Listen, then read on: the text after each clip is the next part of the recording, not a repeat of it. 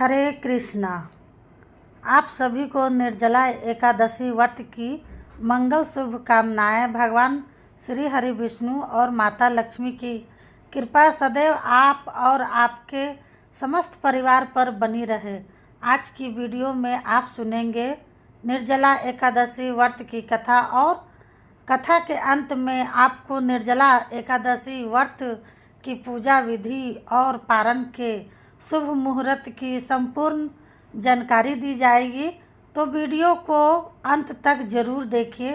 सनातन धर्म में एकादशी व्रत का बहुत ही अधिक महत्व है। वर्ष भर में 24 एकादशी आती है, एक शुक्ल पक्ष में और एक कृष्ण पक्ष में। तो हर महीने में 2 बार एकादशी का व्रत किया जाता है, लेकिन जिस वर्ष में अधिक मास लग जाता है उस वर्ष में एकादशियों की संख्या 26 हो जाती है। इन सभी एकादशियों में ज्येष्ठ मास की शुक्ल पक्ष की जो एकादशी होती है उसे सबसे अधिक महत्वपूर्ण माना जाता है, क्योंकि इस एकमात्र एकादशी का व्रत धारण करने से वर्ष भर की एकादशी फल का प्राप्त हो जाता है। निर्जला एकादशी का व्रत अत्यंत ही संयम और साध्य है और कलयुग में इस व्रत को धारण करने से समस्त परिवार के सुखों की प्राप्ति होती है। अर्थ धर्म काम और मोक्ष चारों पदार्थों की प्राप्ति मात्र निर्जला एकादशी का व्रत धारण करने से प्राप्त हो जाता है। वैसे तो जो हर महीने में एकादशी आती है उन सभी एकादश हो में तो अन्न खाना वर्जित है, लेकिन निर्जला एकादशी में जल का भी त्याग करना चाहिए। बिना जल के निर्जल और निराहार रहकर एकादशी व्रत का पालन करना चाहिए। निर्जला एकादशी व्रत का पौराणिक महत्व और व्याख्यान भी कम रोचक नहीं है। अब स्वर्ग वेद व्यास जी ने पांडवों को चारों पुरुषार्थ धर्म अर्थ काम और मोक्ष देने वाले एकादशी व्रत का संकल्प कराया था। तब युधिष्ठिर ने भगवान श्री कृष्ण से कहा है, जनार्दन ज्येष्ठ मास के शुक्ल पक्ष में जो एकादशी पड़ती है कृपया उसका वर्णन कीजिए। भगवान श्री कृष्ण ने कहा, हे राजन, इसका वर्णन परम धर्मात्मा सत्यवंती नंदन व्यास जी करेंगे, क्योंकि यह संपूर्ण शास्त्रों के तत्व ज्ञान के पारंगत विद्वान है। तब वेद व्यास जी कहने लगे कि कृष्ण पक्ष और शुक्ल पक्ष दोनों ही पक्षों की एकादशी में अन्न खाना वर्जित है, और फिर द्वादशी के दिन स्नान करके पवित्र होकर और फूलों से भगवान केशव की पूजा करें। फिर नित्य कर्म समाप्त होने के पश्चात पहले ब्राह्मणों को भोजन देकर फिर अंत में स्वयं भोजन करें। अब यह सुनकर भीमसेन व्यास जी से कहने लगे कि हे पितामह भ्राता युधिष्ठिर, माता कुंती, द्रौपदी, अर्जुन, नकुल और सहदेव आदि सब एकादशी का व्रत करने को कहते हैं, परंतु महाराज मैं उनसे कहता हूँ कि भाई देखो, मैं धन की भक्ति कर सकता हूँ, पूजा भी कर सकता हूँ, दान भी दे सकता हूँ, परंतु भोजन के बिना नहीं रह सकता। इस पर व्यास जी कहने लगे कि हे भीमसेन, यदि तुम नरक को बुरा और स्वर्ग को अच्छा समझते हो तो प्रति मास की दोनों एकादशियों को अन्न मत खाया करो। भीम कहने लगे, हे पितामह, मैं तो पहले ही कह चुका हूँ कि मैं भूख सहन नहीं कर सकता। यदि वर्ष भर में कोई एक ही व्रत हो तो वह मैं रख सकता हूँ, क्योंकि मेरे पेट में विरक नाम वाली अग्नि है। सुई भोजन किए बिना नहीं रह सकता। भोजन करने से वह शांत रहती है, इसलिए पूरा उपवास तो क्या, एक समय भी बिना भोजन किए रहना मेरे लिए कठिन है। अंततः आप मुझे कोई ऐसा व्रत बताइए जो वर्ष भर में केवल एक ही बार करना पड़े और मुझे स्वर्ग की प्राप्ति हो जाए। फिर श्री व्यास जी कहने लगे, है पुत्र, बड़े बड़े ऋषियों ने बहुत से शास्त्र आदि बनाए हैं, जिनसे कि बिना धन के थोड़े परिश्रम से ही स्वर्ग की प्राप्ति हो सकती है। इसी प्रकार शास्त्रों में दोनों पक्षों की एकादशी का व्रत मुक्ति के लिए रखा जाता है। अब व्यास जी के वचन सुनकर भीमसेन नरक में जाने के नाम से ही भयभीत हो गए और कांप कर कहने लगे कि अब क्या करूं? मास में 2 व्रत, यह तो मैं नहीं कर सकता। हाँ, वर्ष भर में अगर कोई एक ही व्रत हो तो वह करने का प्रयत्न मैं अवश्य ही कर सकता हूँ। अंततः वर्ष में यदि एक दिन व्रत करने से मेरी मुक्ति हो जाए तो ऐसा कोई व्रत बताइए। अब यह सुन व्यास जी कहने लगे, हे वृषभ और मिथुन की संक्रांति के बीच ज्येष्ठ मास के शुक्ल पक्ष की जो एकादशी आती है उसका नाम निर्जला है। तुम उस एकादशी व्रत कर लो। इस एकादशी के व्रत में स्नान और आचमन के सिवा जल लेना वर्जित है और आचमन में भी 6 माह से अधिक जल नहीं होना चाहिए, अन्यथा यह मदपान के सदृश हो जाता है। इस दिन भोजन नहीं करना चाहिए, क्योंकि भोजन करने से व्रत नष्ट हो जाता है।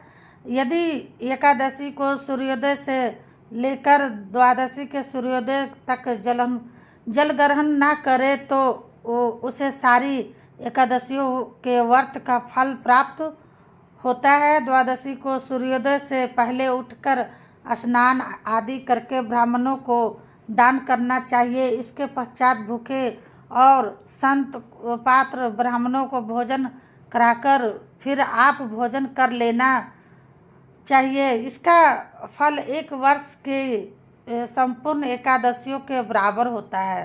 व्यास जी कहने लगे कि हे भीमसेन, यह मुझको स्वयं भगवान ने बताया है।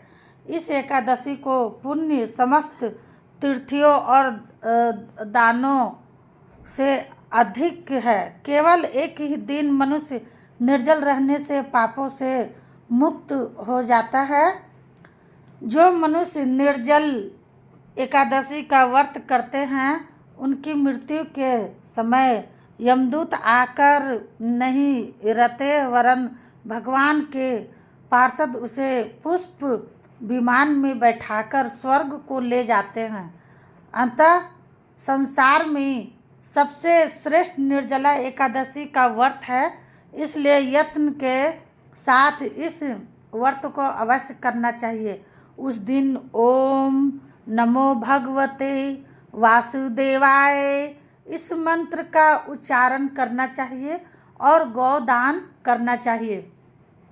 इस प्रकार व्यास जी की आज्ञा के अनुसार भीमसेन ने इस व्रत को किया। इसलिए इस एकादशी को भीमसेन एकादशी या पांडव एकादशी भी कहते हैं।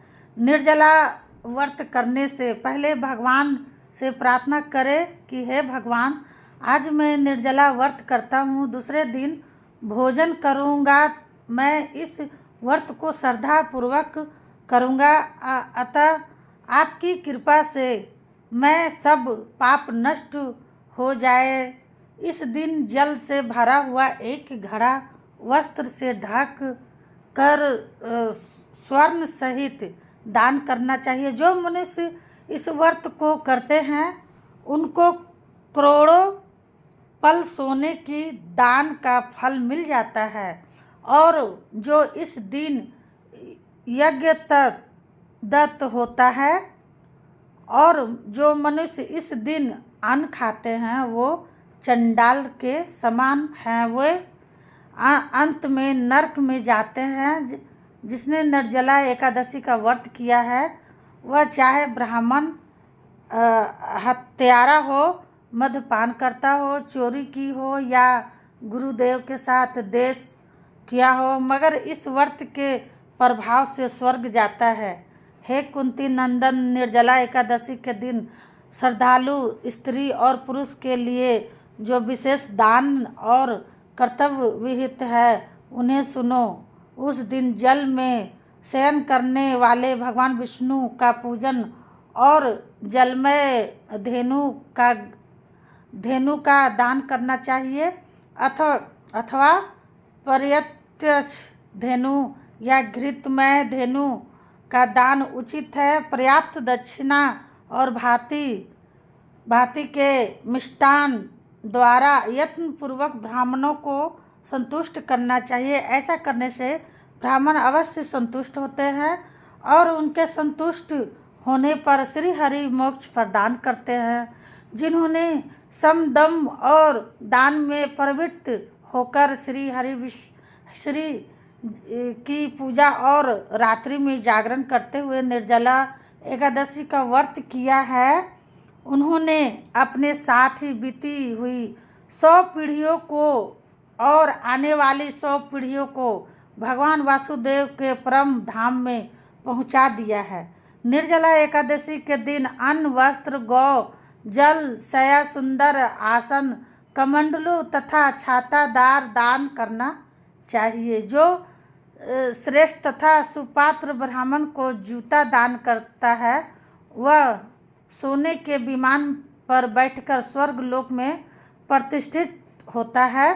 जो एकादशी की महिमा को भक्ति पूर्वक सुनता है अथवा वर्णन करता है वह स्वर्गलोक में जाता है। चतुर्दशी युक्त अमावस्या को सूर्य ग्रहण के समय श्राद्ध करके मनुष्य जिस फल को प्राप्त करता है वही फल इस कथा के श्रवण मात्र में प्राप्त हो जाता है। हे भीमसेन, पहले दंत धावन करके यह नियम लेना चाहिए कि मैं भगवान केशव की प्रशंसा के लिए एकादशी को निराहार रहकर आचमन के सिवा दूसरे जल का भी त्याग करूँगा। द्वादशी को देवसर भगवान विष्णु का पूजन करना चाहिए। गंध, धूप, पुष्प और सुंदर वस्त्र से विधि पूर्वक पूजन करके जल के घड़े के दान का संकल्प करते हुए इस प्रकार से मंत्र बोलना चाहिए। संसार सागर से तारने वाले हे देव ऋषिकेश, इस जल के घड़े का दान करने से आप मुझे परम गति की प्राप्ति कराइए। हे भीमसेन, ज्येष्ठ मास में शुभ पक्ष की जो शुभ एकादशी होती है उसका व्रत निर्जल ही करना चाहिए और उस दिन श्रेष्ठ ब्राह्मणों को शक्कर के साथ जल के घड़े का दान करना चाहिए। ऐसा करने से मनुष्य भगवान विष्णु के समीप पहुंचकर आनंद का अनुभव करता है। तत्पश्चात द्वादशी को ब्राह्मण भोजन कराने के बाद स्वयं भोजन करना चाहिए। जो इस प्रकार पूर्ण रूप से पाप नाशनी एकादशी का व्रत करता है वह सब पापों से मुक्त होकर आनंदमय पद को प्राप्त करता है। ज्येष्ठ मास की शुक्ल पक्ष की एकादशी के दिन ही भगवान श्री कृष्ण ने देव रुक्मिणी का हरण किया था, अतः यह एकादशी रुक्मिणी हरण एकादशी के नाम से भी जानी जाती है। हरे कृष्णा, प्रेम से बोलिए भगवान श्री कृष्ण की जय, भगवान श्री कृष्ण की जय। साल 2024 में निर्जला एकादशी का व्रत रखेंगे 18 जून 2024 को, यानी कि मंगलवार के दिन। हालांकि एकादशी तिथि का प्रारंभ 17 जून को ही हो जाएगा। 17 जून को प्रातःकाल 4:43 मिनट पर एकादशी तिथि प्रारंभ हो रही है और एकादशी तिथि समाप्त हो रही है 18 जून को सुबह 6:20 पर।